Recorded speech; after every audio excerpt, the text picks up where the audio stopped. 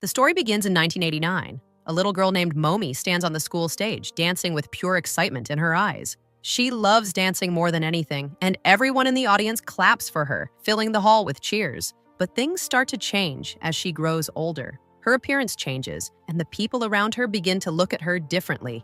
One evening, her mother walks into her room and sees her dancing. Instead of encouraging her, she becomes annoyed and asks how Momi could ever dream of becoming a singer when she looks ugly.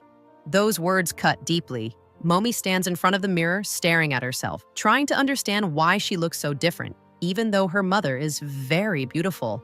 Later, when she dances again on the school stage, her classmates make cruel comments. They laugh at her and bully her because they think she is ugly.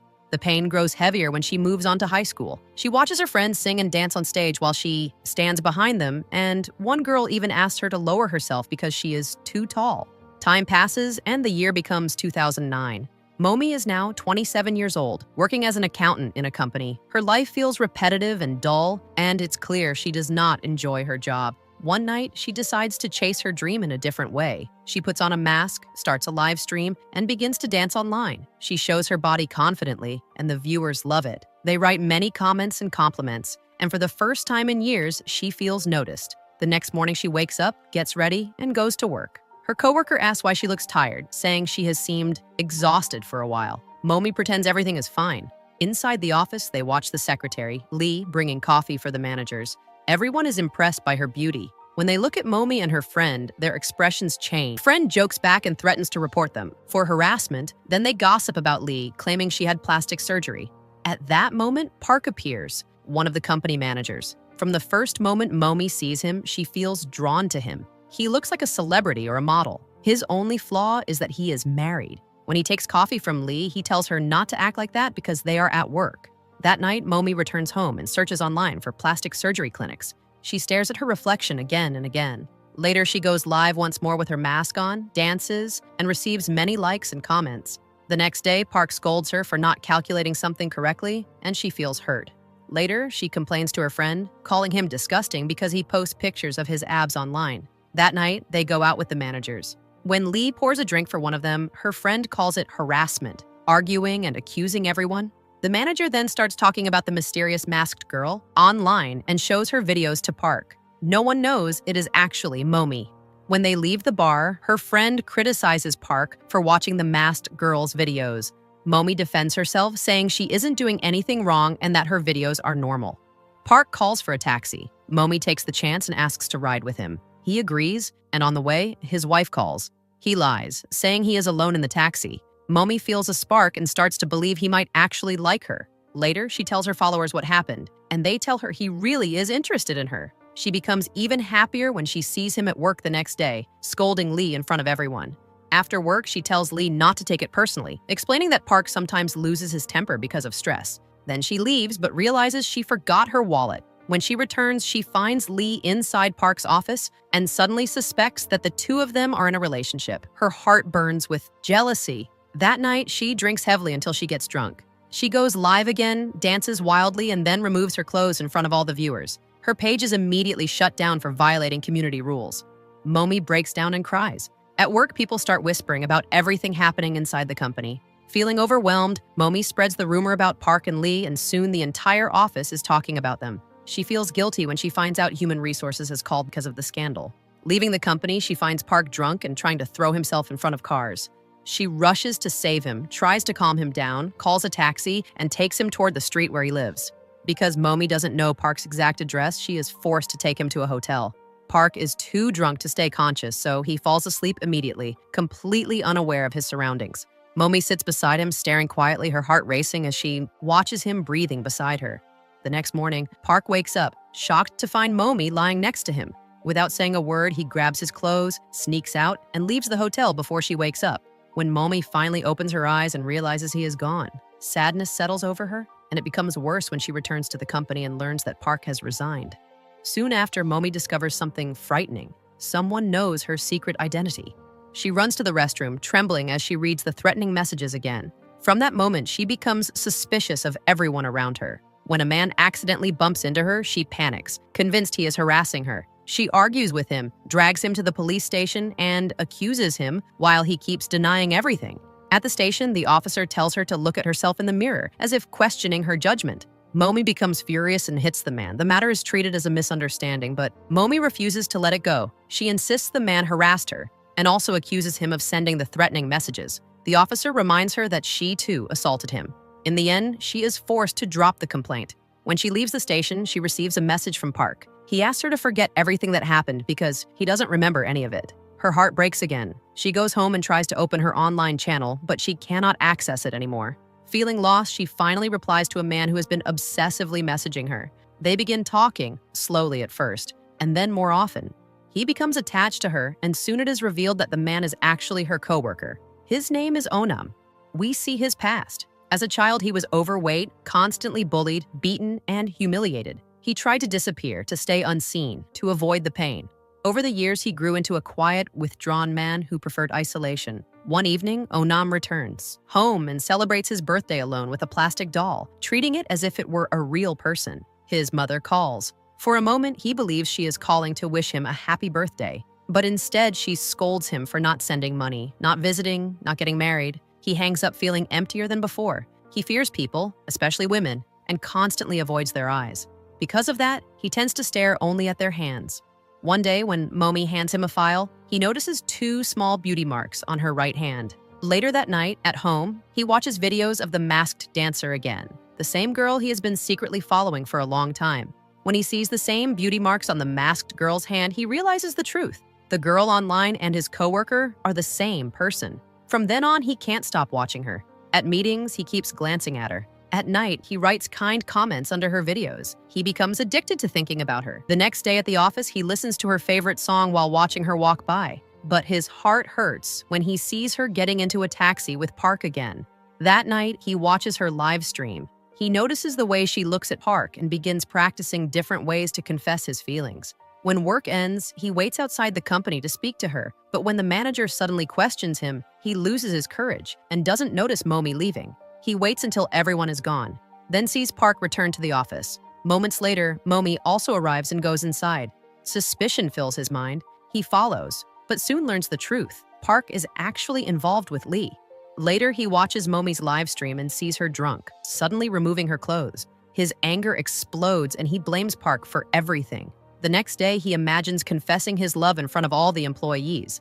In his fantasy, she accepts his feelings and kisses him. In reality, he simply shares the elevator with her and feels happy when their shoulders touch. When she asks if he needs something, he nervously makes up a work question. Then he sees her leave the company and get into a taxi with Park again. He secretly follows and watches them go into a hotel. Furious, he decides to send her threatening messages. Later, his mother calls, wanting to bring him food. He lies, saying he eats outside because he comes home late from work. After that, he receives a message from Momi. His excitement grows as she talks to him and tells him she feels safe with him because he doesn't care about looks. But before he can fully enjoy that moment, she stops chatting and begins talking to another man named Handsome. Momi decides to meet Handsome in real life. She waits nervously while wearing a mask and feels foolish for being there. Just then, Handsome arrives and recognizes her. They go to a restaurant, and he asks her to remove her mask. Embarrassed, she hesitates, but finally agrees. He smiles and tells her she is attractive and charming. He explains that his family lives in America while he stays in Korea, and says that Americans love girls who look like her. Later, Momi looks in the mirror and begins to like her reflection. Meanwhile, Onam discovers Handsome's posts online. Handsome has been lying. He writes that Momi is very ugly and that he is only pretending to date her. Shocked, Onam calls Momi to warn her, but she doesn't answer. Instead, she agrees to go out with Handsome again and eventually goes with him to a hotel. She feels uneasy. The hotel looks suspicious, but in the end, she agrees to go up with him. Handsome pays a lot of money for the room and becomes annoyed when she refuses to help pay. Onam rushes desperately to the hotel but cannot find her. Inside the room, Momi notices many missed calls from Onam. Before she can respond, Handsome comes closer, trying to touch her. She refuses and tells him she never agreed to anything. Images of her masked videos flash in her mind, and she fears he only wants to expose her like that. She gets angry and hits him. He pushes back. They struggle. He shoves her, and he falls off the bed, hitting the floor hard. When she looks down, she sees blood spreading around his head, and he isn't moving. At that exact moment, a message from Onam appears on her phone. A message suddenly appears on Momi's phone. It's from Onam, warning her about Handsome. She panics and tells him everything. She doesn't know whether Handsome is dead or alive, and she says she wants to call the police. But Onam stops her. He tells her no one will believe her because she went with Handsome willingly. And even if it was an accident, she could still go to prison. Momi breaks down crying. Onam also cries. Then he tells her to leave everything to him and go home. Momi leaves, shaken and terrified. Onam stays behind, preparing to hide the body. While he is there, he realizes Handsome is still alive. Something inside him snaps. He loses control and attacks him repeatedly until the blood covers his face. For a brief moment, he feels relief, then disgust, then fear. Momi returns home, stands in front of the mirror, and whispers to herself that she looks horrible. The shame consumes her. The next day, Onam goes to the company and learns that Momi has resigned. He goes to Human Resources, takes her belongings, pretending he will deliver them to her, just so he can get her address. He knocks and knocks, but she does not answer. Meanwhile, Momi quietly goes live and tells her viewers that she will appear for the very last time. Onam rushes to her place, bangs on the door, and tells her he knows she's inside. She finally opens it. She tells him she knows he was the one sending the threatening messages. She asks why. Onam admits he was upset because he saw her with Park, and that it was the first time in his life he had ever felt something like this for someone. Momi gently tells him he's right and that everything is too painful, and she wants to erase the past, pretend Handsome was just an insect that died, and start over. Onam asks if that also means she will erase him. She steps closer and asks what he really wants from her. His emotions explode. He loses control and forces himself on her after she faints. Then, when he removes her mask, he realizes the truth. She has had plastic surgery. At that moment, Momi wakes up, horrified, shaking, and attacks him. She stabs him repeatedly until he dies. Then she collapses, crying uncontrollably. The story shifts. We meet Onam's mother, Kim Ja. She once married his father because he was educated and had a good job. But after marriage, he abandoned her and ran away with another woman, leaving only their son behind. She worked any job she could find, saved every coin, and eventually opened a small restaurant, all to raise Onam and give him a better life. But motherhood wasn't what she imagined. Her child came home every day beaten, bullied, humiliated. All she could do was take him to church and pray. She dreamed he would study medicine, but when he grew up, he chose another major. After graduating, he decided to live alone because his workplace was far. She begged him not to, worried about money, but he insisted. She brought him food, traveled long distances, only to hear him say he didn't need it. She pretended she wouldn't talk to him again, but her heart always softened. She'd still leave the food at the door. Later, he stopped answering her calls, then he disappeared. Panicked, she called the police. They opened his apartment. The smell hit her immediately. Inside, she found a dismembered body and collapsed, thinking it was her son. At the hospital, detectives told her the body wasn't his, but now they suspected that her son might be the killer. She grew furious and stormed out. Investigators continued searching. They learned that Momi left the company the same time Onam disappeared, and that he had been watching her constantly. They went to Momi's old apartment and discovered from her friend that she had left the country after undergoing plastic surgery. Meanwhile, Kim Ja watched the news, devastated that they portrayed her son as some pervert because of the adult toys found in his home. She called the police, yelled at them, then finally decided to search on her own. She hired someone to unlock his computer. She didn't understand anything at first, so she took computer classes until she learned. When she finally accessed it, she found countless videos of the masked girl and realized it was Momi, his coworker. She learned online slang, studied comments, closed her shop, withdrew all her savings from the bank, money she had been saving for years. Then she began contacting another person online who was also searching for the masked girl. He said he found a video of someone who looked exactly like her and only different because her body shape had changed, maybe after surgery. That night, Kim Ja dreamed of her son calling to her, saying he was cold. She hugged him tightly, asking what happened. Then suddenly he slipped from her arms and fell. She woke up terrified. A call came from the police station. They found a body. At the morgue, she collapsed. It was her son. He had been found on the road, dismembered. Her screams echoed through the room. After the funeral, she went to Momi's family home. Momi's mother refused to come out. The maid explained that they hadn't heard from Momi in a very long time and had cut ties. Seeing Momi's mother indifferent, Kim Ja exploded, shouting and insulting her until the maid called the police.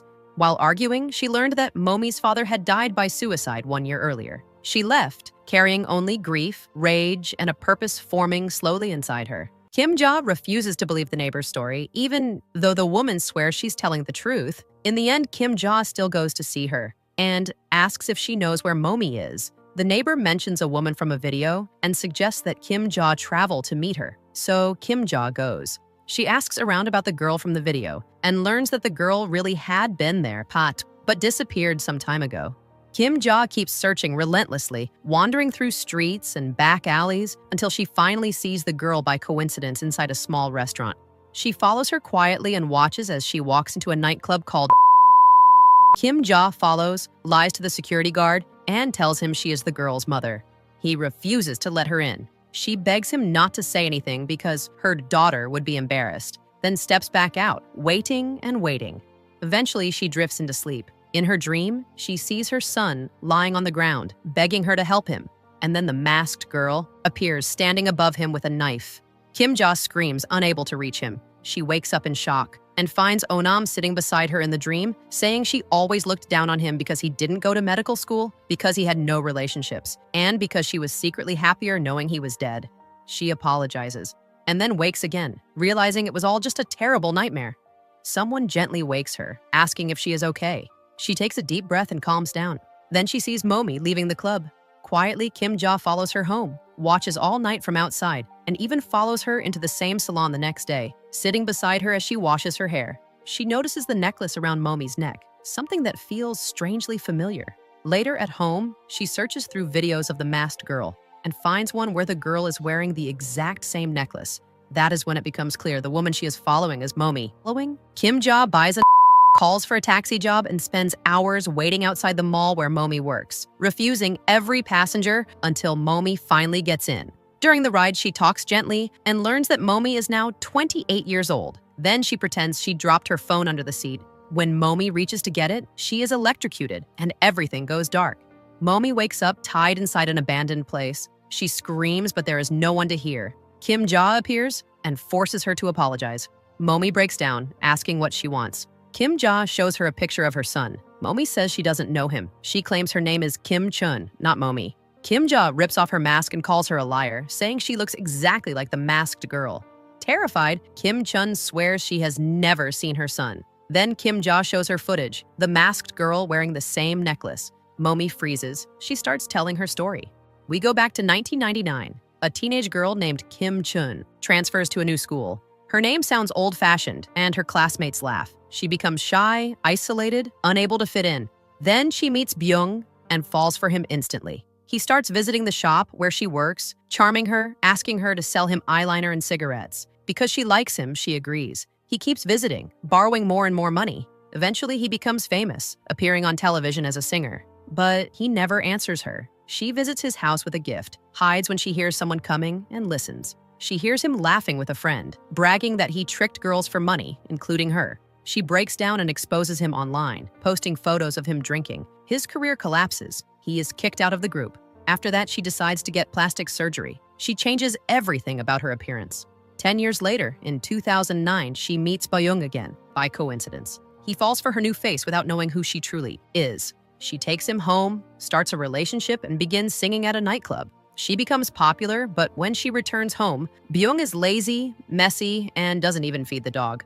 Back to the present, Kim Ja grows impatient. She says she doesn't care about Kim Chun's past. She wants Momi. Kim Chun insists her turn will come. She continues. She explains that she first met Momi at the nightclub. At first, they competed, always arguing, because customers preferred Momi. During one fight, she took Momi's necklace. But eventually, they became close. They understood each other. They shared the same dream, to be beautiful, the same pain, childhood humiliation. Momi gave her the necklace herself, that's because she genuinely liked her. One day, Momi didn't come to work. Kim Chun went to check on her and found her collapsed. She tried to help, but Momi refused to go to the hospital and finally confessed she had killed someone. Kim Chun hugged her tightly. From that day on, she decided to protect her, which is why she lied to Kim Ja. She begged Momi to run away, to leave the country. But Momi said her mother would only report her. When Kim Chun returned home, she found Byung indifferent, as if nothing had happened. She finally asked him to leave. He refused, revealing he knew she destroyed his career. He attacked her, threatening to kill her if she screamed. Later, he came back again. They fought once more. He beat her violently. Suddenly, Momi appeared, striking him. They used the dog leash together, and he died. At that moment, Kim Ja arrived outside, watching without being seen. She followed them as they carried the body away. Momi told Kim Chun she was pregnant and afraid the child would be ugly. Kim Chun told her that one day, if the baby had surgery, she would still call the child beautiful, because her own mother never once called her beautiful. They reached the lake. There, Kim Ja appeared, pointing a gun. Kim Chun stepped forward, claiming she was Momi, but Momi refused to let her take the blame. Kim Ja decided she would kill them both, yet the old gun misfired. The two women rushed her. In the struggle, a shot went off. Kim Chun was the one hit. Momi screamed and tried saving her. Kim Ja attacked, but Momi fought back and strangled her with the gun. Kim Chun regained consciousness long enough to strike Kim Ja with a rock, then collapsed again. Momi cried, begging her not to die, but Kim Chun died in her arms. Momi placed the bodies in the car and sank them into the lake. We jump to 2011. Momi is arrested. She has become famous, loved by many, but she turns herself in. The story spreads everywhere. The court sentences her to life in prison. Then we return to 2010. Momi stands outside her mother's house and leaves her baby behind, a little girl named Mimo. She says she is leaving the country and begs her mother to raise the child. Her mother hesitates, then eventually agrees. Time moves forward to 2017. Mimo is now older, sitting in her room, applying makeup in front of the mirror. Her grandmother says she looks exactly like her mother. Mimo doesn't like her grandmother's food and prefers snacks from the cart near the school. And then one day, everything changes. She learns the truth. Her mother is the masked girl. And when she returns home, Mimo begins searching for her mother, watching all the old masked videos again and again until she discovers the truth. Her mother is in prison. Wanting to feel closer to her, Mimo starts copying her. She wears a mask, records videos, and dances just like her. One night, her grandmother walks in and sees her wearing the mask. Shocked and terrified, she throws Mimo out of the house. Mimo collapses in the rain, sitting silently outside until she gets sick. Finally, her grandmother opens the door and lets her back in. Mimo asks gently about her mother, but her grandmother refuses to talk. Soon, Mimo learns that her best friend at school is the one who spread the news. The whole school turns against her. Students bully her. They avoid her. They whisper her mother's name like an insult. Something inside Mimo hardens. She fights back, literally. She becomes aggressive, violent, dangerous, and gets expelled from many schools. Then time moves forward. It's 2023. Mimo prepares for yet another new school. Her grandmother begs her to behave, to avoid being expelled again. She asks whether Mimo really wants to become like her mother. Mimo stays silent, then tells her not to mention her again. At school, the teacher introduces her and asks her to sit next to a boy. Mimo refuses. She wants to sit next to a girl. The only available seat is beside Yechun. Yechun is annoyed. She wanted a boy next to her, but Mimo sits down. Anyway, at lunch, Yechun sits with the popular girls. They immediately tell her to leave because they're saving the seat for someone else. Embarrassed, she sits next to Mimo and tells her she'll be her friend, because everyone will bully Mimo anyway. Mimo says she doesn't need friends. After school, Yechun follows her, trying to show her a scrapbook full of celebrities, but Mimo tells her to stay away. The next day, both of them are assigned to clean the classroom. Instead, Yechun sneaks off to show the scrapbook to the other girls. But they mock her, steal it, and rip the pages apart. Just then, Mimo walks in to throw away trash. One girl pushes her, and Mimo smashes a window and threatens to kill anyone who comes near her. The girls run. Yechun tries to clean Mimo's wound and notices faint scars on her wrist. She asks about them. Mimo turns away. That night, Yechun goes home and tries to hurt herself, but she stops. The following day at school, she shows Mimo her wrist and says, "Now they match." Mimo doesn't answer and heads to the bathroom. Yechun follows, insisting they are friends now. Eventually, Mimo agrees to go out with her. They eat together. Yechun tells her that she hates her mother because once she rescued a cat and her mother threw it out of the house. Mimo becomes annoyed. She asks if that's really the worst thing in her life, then walks away. Yechun runs after her through the rain, shouting that Mimo isn't the only tragic person in the world. She confesses that her father hits her and her mother when he's drunk, and that once she almost died. Then she admits something else. The woman she calls mother isn't her real mother. She is just her father's wife. Mimo finally speaks. She says Yechun's story is still easier than hers. Her mother is in prison, and she doesn't even know who her father is. Yechun looks at her and says she still thinks Mimo is special. That night, Yechun returns home to a warm house. Her father grills her favorite meat. Her family laughs happily. She lied. Her family is fine, but something in her is broken. Days pass, and their friendship grows. They walk together, talk together, laugh together, and after school, they wander through the city. One evening, Yechun asks why Mimo's mother is in prison. Mimo refuses to talk. Later at home, Yechun searches the internet and finds the masked girl's videos. She discovers the truth. Mimo's past schools expelled her because of violence. The next day, Yechun decides she needs money, enough for both of them to run away and live alone together. She starts selling her younger sister's bicycle. Then she sells other things too, but the money still isn't enough. Mimo says she knows someone who lends money and has helped before. Yechun refuses. She wants them to rely only on themselves. She tries to sell her celebrity photos to little kids, but older girls see her and ruin everything. Frustrated and embarrassed, she keeps trying, desperate to create a future that doesn't exist yet, pulling both girls deeper into choices they can't escape. Mimo believes the girl who bullies her is the reason everything is happening, and she wants to hit her. Yechun challenges her instead, asking calmly whether she really knows who Mimo's father is. At that same moment, we see Mimo inside a cafe, quietly trying to steal a laptop, but she fails, gets caught, and runs. Her grandmother arrives, slaps her across the face, and tells her she will never take her back again. Mimo replies that she never planned to go back anyway, then walks off, tears filling her eyes. She calls Yechun and asks if she can stay at her house for the night. Yechun lies. She says her father is drunk and shouting at everyone. So Mimo hangs up, understanding, and decides to sleep at school. The next morning, she overhears students talking again about her mother and realizes the truth. Yechun was the one who spread the news. Her grandmother arrives at the school to ask about Mimo, but Yechun says she doesn't know anything because Mimo isn't answering her messages. Later, Mimo finds Yechun's family and discovers their relationship is loving and peaceful, and that Yechun lied about everything. That night, Yechun finally meets Mimo. Mimo is shaking, broken, asking why she exposed her. Yechun pretends innocence. Mimo snaps and hits her, while from far away, Kim Ja watches, satisfied. The story jumps back as to 2012. Momi is transferred to prison. She gives her fingerprints, hands over her belongings, and enters her cell. Her cellmate asks about her plastic surgery. The next day, Momi explains everything about the procedure to the other women. Then, An appears, the woman known as the queen of the prison, powerful enough to even intimidate the warden. Momi learns An hired someone to attack her husband and his lover, which is why she is imprisoned. An calls Momi over, slaps her, and says she looks exactly like the woman her husband cheated with. She warns her never to show her face again. During lunch, Momi notices the cook refusing to serve a prisoner. Her cellmate explains the woman has been accused of adultery, and An ordered her to be denied food for 3 days. Momi shares her own meal with her, and An immediately decides to punish her. She orders the other prisoners to attack Yar, but Momi fights them all off one by one. Afterward, An tells her no one is allowed to defy her group, yet only Momi is punished. She is sent to solitary confinement. When she is released, her cellmate tells her to behave, stay quiet, and keep her head down if she ever wants to leave early. But Momi refuses. She attacks the same woman again and returns to solitary. When she comes back out, she fights again until finally An stops her, saying there is no reason to continue. Momi realizes something. She has won. Time passes. Years move forward until 2023.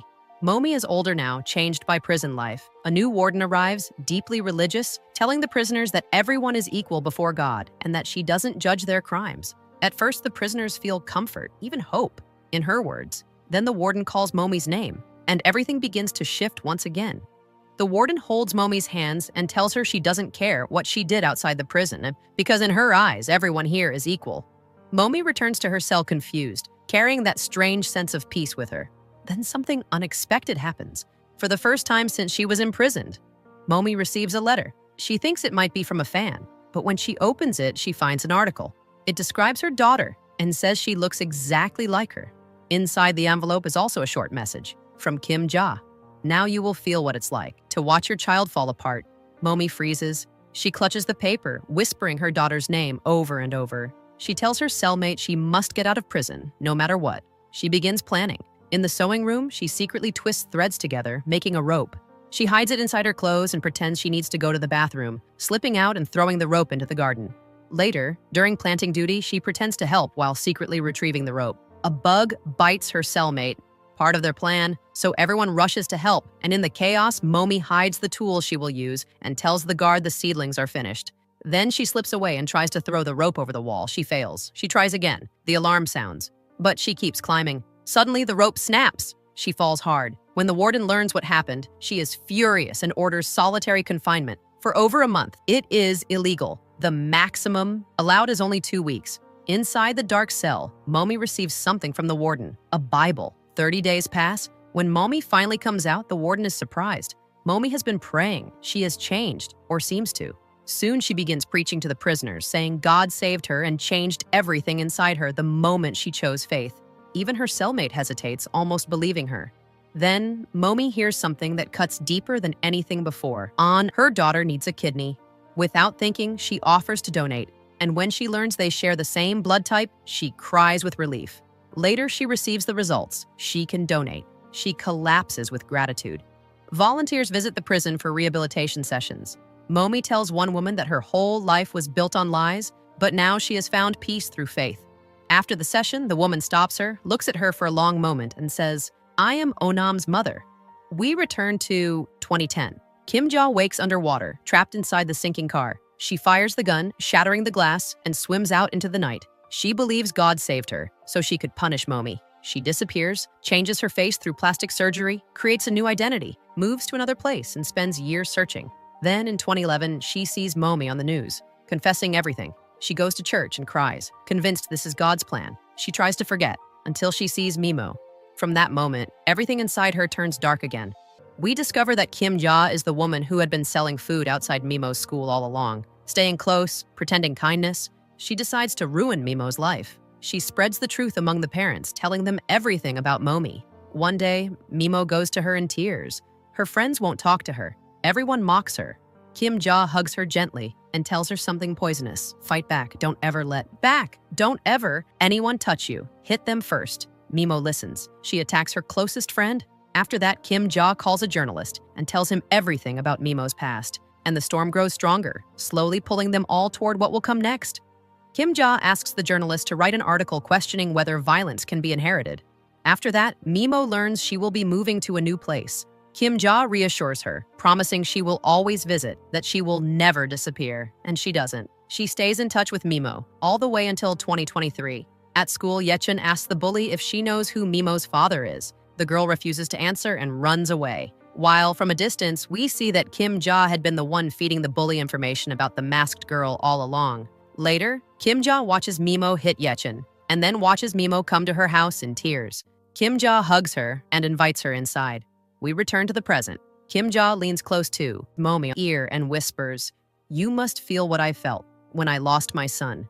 Momi tries to stop her. Kim Ja suddenly pretends to fall, claiming Momi attacked her.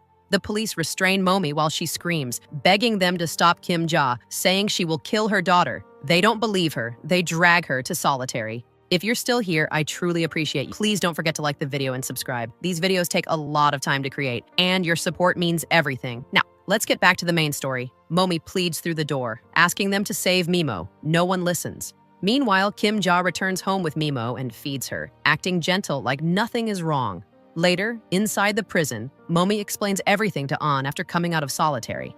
An promises to help and begins searching for Kim Ja's identity. They find a photo of Onam and realize who his mother is, and also learn that he no longer lived with her. Momi's mother goes to the police station, desperate for news about her granddaughter, but there is nothing yet. The officer tells her to wait. An gives Momi her mother's phone number. Momi finally calls. Her daughter, won't answer. She learns Mimo left home and doesn't want to return, and begs her grandmother not to call the police. Then she hangs up. Momi calls again. This time her mother answers, shocked that it's really her daughter. She refuses to talk more and hangs up, overwhelmed. Momi tries again, but visiting time runs out. She refuses to leave the phone, begging. The guards try to remove her, but An intervenes and prevents them from sending her back to solitary. Momi asks An to help her speak to Mimo through the school. An agrees. Momi calls the school. No one answers. Seconds feel like hours. Finally, someone picks up just before the call ends. Momi thinks it's Mimo, but it isn't. It is someone else. We learn the truth. An's people hired someone to pretend because Momi asked to see her daughter. An pretends to be helping, but only until the transplant is finished. Meanwhile, Kim Ja buys everything she needs to kill Mimo. When she returns home, Mimo is gone, but then appears, celebrating Kim Ja's birthday. Mimo learned the date from the fake ID. Kim Ja cries, touched, then secretly goes to the underground shelter, preparing it like a trap. The next day, Momi says goodbye to her cellmates and leaves for surgery, secretly, illegally. Almost no one knows. At the same time, Kim Ja cooks breakfast and mixes drugs into the food. Mimo calls, saying she wants to work and earn money to buy clothes for Kim Ja, maybe take her on a trip, to make her happy. Momi's mother calls the church, remembering she once saw Kim Ja there, and asks for her address under the excuse of sending a gift. She manages to get both the number and the address. At the hospital, Momi asks a guard for a Bible before surgery. The guard leaves to get it. Momi then asks the second guard to use the bathroom. The woman refuses, telling her to wait, but Momi insists. She complains about the handcuffs and the way they treat her like she isn't human. Nervous, the guard unlocks her. In that instant, Momi hits her, opens the window, and jumps. Even though it is dangerously high, a car slams into her. Everything goes black. Moments later, she wakes, dizzy, bleeding, and looks up. The car that hit her is stopped nearby. The door is open, so Momi slips out and runs. The guards panic the moment they realize she has escaped. Momi's mother goes to the address from the church and runs into Yechun. Yechun explains that Kim Ja is the one who exposed Mimo at school, and that she had followed her for a long time, becoming dangerously obsessed with her. Then Momi calls her mother. Her voice is trembling as she says that Onam's mother is planning to kill Mimo. Momi's mother is stunned, then whispers, "Mimo is with me right now. I know where she is." Fear rushes through Momi. She warns her mother that Kim Ja is dangerous and begs her to call the police first. She thanks her, then hangs up. Momi's mother leaves with Yechun, but Yechun insists on going as well. She takes another taxi and gives the driver the address. Meanwhile, Mimo wakes up tied to a chair. Kim Ja turns on the camera, planning to record her death and send the video to her mother. She tells Mimo that everything is her mother's fault, because her mother killed her son. On the road, the car Momi is in suddenly stops. Another woman offers her a ride, and Momi lies, saying her husband beat her and she's running away. The woman agrees to help, even though it's not her route. Mimo begs Kim Ja to remove the tape from her mouth, saying she's freezing. Kim Ja gives her her jacket, but tapes her mouth again. The woman driving keeps talking, but Momi is too tense to respond. Suddenly, they hear the news on the radio about her escape. When they describe her appearance, Momi quickly jumps out of the car and disappears into the forest. The woman calls the police. At Kim Ja's house, the doorbell rings. A police officer arrives, explaining there was a kidnapping report and he needs to search the house. She agrees. He finds nothing and leaves, just as Mimo manages to knock the chair over and rip the tape from her mouth. The assistant hears her. The officer turns back to search again, but receives news about Momi's location and drives away. Kim Ja returns to the basement and tells Mimo she's going to make her pay for what her mother did. At the same time, Momi sees the house on the hill. Momi's mother arrives and begs Kim Ja to let the girl go, saying she's only a child. Kim Ja breaks down, asking what her own son ever did wrong. Yechun arrives and rushes to the basement. Smoke fills the room. She puts out the fire, apologizes to Mimo for lying, and says she never told anyone her secret. Mimo nods and asks her to untie her. Upstairs, Kim Ja stabs Momi's mother. Momi arrives just in time and hits her. Her mother begs her to leave and save the child. Momi runs to the basement. Mimo looks at her in shock and asks who Yechun is, but there's no time. They untie Mimo and try to escape. When Kim Ja appears again with a knife, Momi grabs the gun from her hands and orders the girls to run. Mimo collapses when she sees her grandmother bleeding.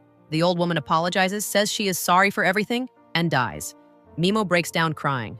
Outside, the police arrive and order Momi to raise her hands. She does. Then Kim Ja walks out with the gun. The police shout at her to drop it, but she refuses. She points it at Mimo, saying she must feel the same pain she felt. Momi steps in front of her daughter and takes the bullet. The police shoot Kim Ja.